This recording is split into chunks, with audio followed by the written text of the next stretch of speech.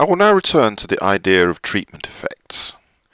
We've already defined, in terms of potential outcomes, one treatment effect, the unconditional average treatment effect, or ATE.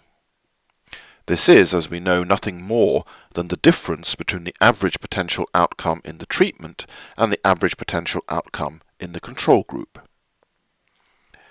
We can also define average treatment effects, again in terms of potential outcomes, conditioning on the actually observed treatment state, i.e. d equal to 1 or d equal to 0. So we can define the average treatment effect for the treated, the ATT, as the difference in the average potential outcomes for those who are actually assigned to the treatment group. We can define the average treatment effect for the controls in an analogous way, this time simply selecting those who are actually allocated to the control group. The unconditional average treatment effect can then be looked at as a weighted average of the average treatment effect for the treated and the average treatment effect for the controls, with the weights supplied by the proportions in each group. But so what? Why should we care about these definitions? The answer is, roughly speaking, that it helps us to think about ways in which purely observational studies may differ from RCTs, and alert us to the difficulties that we may encounter in trying to draw causal conclusions from observational studies. In a well-designed experiment, the average treatment effect should, over many replications, be the same for those randomized to the treatment and those randomized to the controls. The question is there any reason to expect this in an observational study, where the process by which people find themselves in the treatment and control condition is not under the control of the investigator? The answer is obviously no.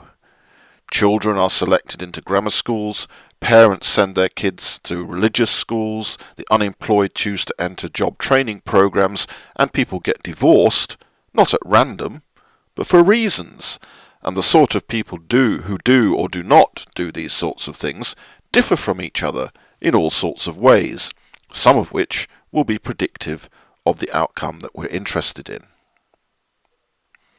In a nutshell, the fact that they're selected or select themselves into the treatment condition creates potential for bias in the estimation of treatment effects.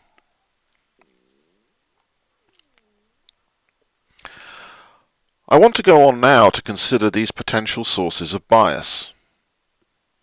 Morgan and Winship in their book have a rather detailed discussion of these, and it's not necessary for our purposes to repeat it here. If you're taking a more specialized course in causal inference, you will probably want to master the details of their argument, but we can content ourselves with just the punchline.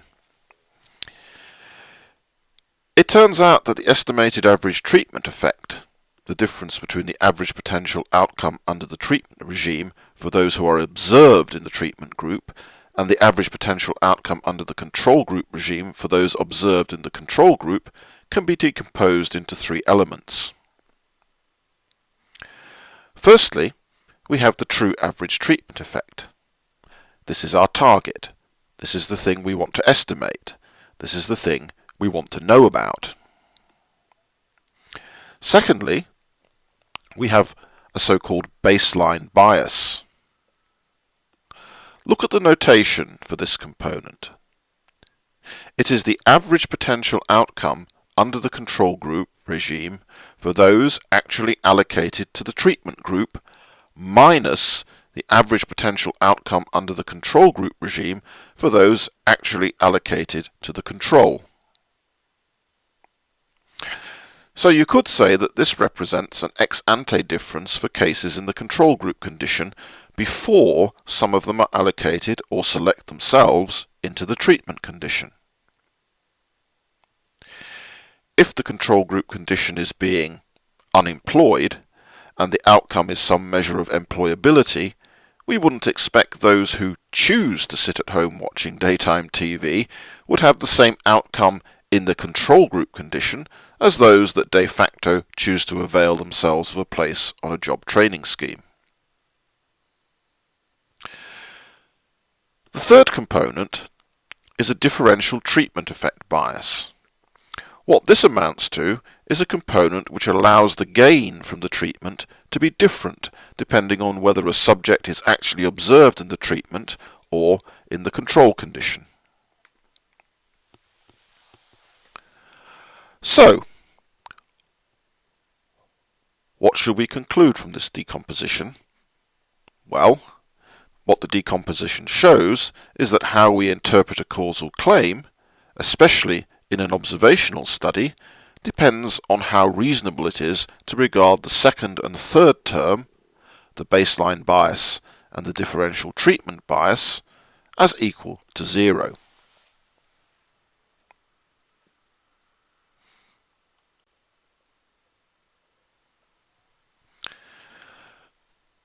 Let's now return to the average treatment effect and look at a numerical example which I've taken from the Morgan and Winship book.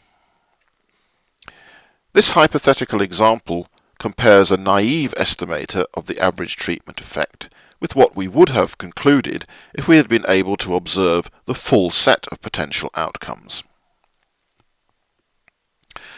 The idea is that we're trying to evaluate the effect of a college degree on a labour market outcome. It probably makes most sense to think of this in terms of an observational study where we have no control over who is in the treatment group, those who go to college, and those in the control group, those who don't go to college. We can read off the average treatment effect directly by looking at the entries in the main diagonal. These are the entries in the unshaded cells. The average potential outcome under treatment for the treated takes a value of 10, and the average potential outcome under the control condition for the controls is 5. This is what we could directly observe. If we take these numbers, we would estimate the average treatment effect to be 10 minus 5, equal to 5. This would, however, be misleading. To see this, we now have to take into account the counterfactual outcomes in the shaded cells. Consider first the baseline difference. We need to look at the second column labelled E, Y superscript 0. This gives us the potential outcome in the control condition for those who are actually allocated to the treatment, those for whom D equals 1. And those actually allocated to the control group, those for whom D equals 0. That is 6 versus 5. Those who are actually allocated to the treatment group would have done better in the control condition than those who are actually allocated to the control group. We can see evidence of the differential treatment effect by comparing entries in the rows of the table. For those actually in the treatment group, the difference in their potential outcome is 4, and for those actually in the control group, it's 3. We can calculate the real average treatment effect as the weighted average of the average treatment effect for the treated and the average treatment effect for the controls, and this is what I do at the bottom of the slide. It turns out that this is 3.3, not our naive estimate of 5. Of course, if all we have to go on are the observables, there's no way we could find this out. This really brings home in a powerful way what we are assuming if we accept the naive estimator of the average treatment effect. We're assuming no baseline difference and no differential treatment effect. So, you always need to ask, have I got good grounds for assuming that these effects are 0?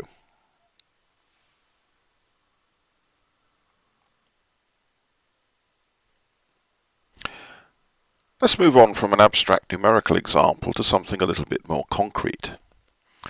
Let's say we observe that children attending religious schools do better in exams than children attending secular or regular state schools. Formally, all we've observed is a difference. But might there be more to it than that?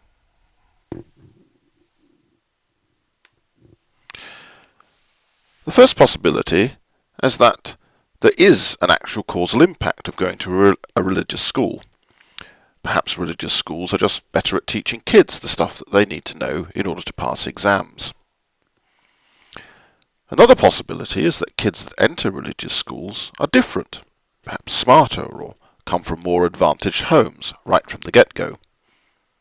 We don't have to speculate why that might be, but we would want to rule it out, because if we don't, the most we can say is that religious schools attract smart kids.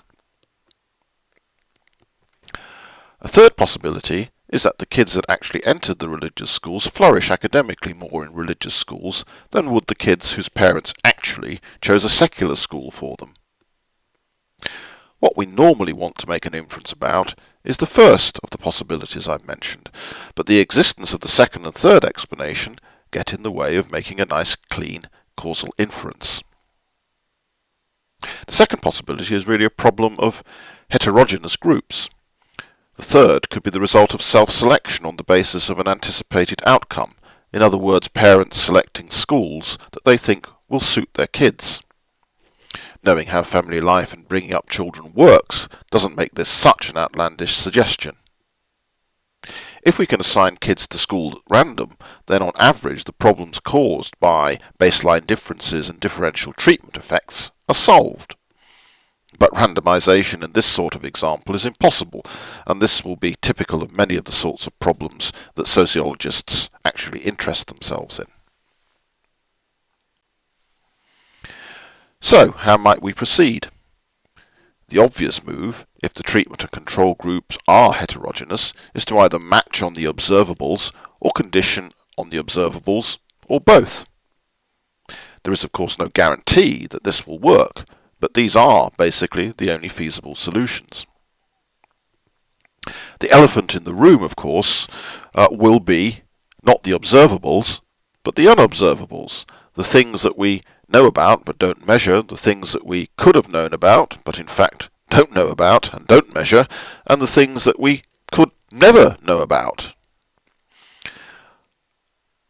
One of the most difficult of these is something we've already alluded to: people who self-select themselves into the treatment on the basis of the anticipated outcomes. Something that is, to all intents and purposes, really private information known only to the people concerned. Imagine that we notice that kids who read for an hour a day for pleasure do better at school. Would we expect the same result if we forced reading on kids that normally would never choose it as a leisure pursuit? That would seem unlikely, for a portion of those kids will have chosen not to read because they believe, perhaps correctly, that for them it really won't make any difference.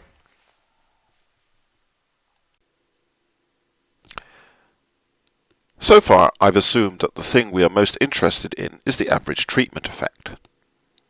However, there are many situations where that will not be the appropriate estimation target. Consider the following. Do we want to know the average treatment effect of Catholic schools on all school children? That would be a kind of weird thing to be interested in. Think about the Northern Ireland context, for example. Would we want to know about the effect of Catholic schooling on Protestant children who will happen to be randomized to Catholic schools? That sounds like a pretty unlikely thing to be interested in. What we're more likely to be interested in this example are the effect of the treatment on the treated, which suggests that the interest is in the effect of Catholic school on those kids whose parents would actually choose a Catholic school for them. Similarly, if we're evaluating a job training program, we're primarily interested in the effect of the program on those who would choose to take it, rather than on the whole working population. Or consider an evaluation of the effects of marriage. It would seem bizarre to be interested in the effects of marriage on individuals who would never choose it because they have perhaps a strong preference for cohabitation. If you have an interest in thinking more about the issues of what the appropriate comparison groups are for sensible causal inference, you can learn a lot from the paper referenced at the bottom of this slide, which looks at the issue through the lens of a critical evaluation of empirical studies of the so-called divorce effect.